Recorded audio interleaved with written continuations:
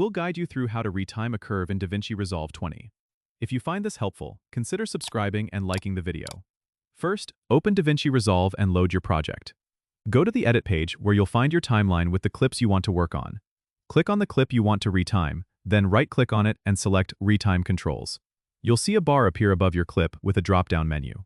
Click the drop-down and choose Add Speed Point to create a point on your timeline where the speed change will start or end.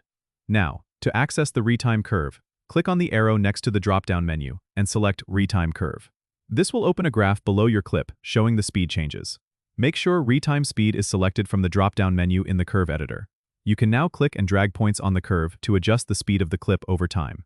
If you want to smooth out the changes, select one of the points and click the Ease In or Ease Out buttons above the timeline for smoother transitions.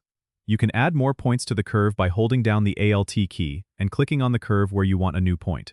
This is useful if you need precise control over the speed changes. Once you have set the speed changes to your liking, you can close the Retime Curve editor by clicking the X on the top right.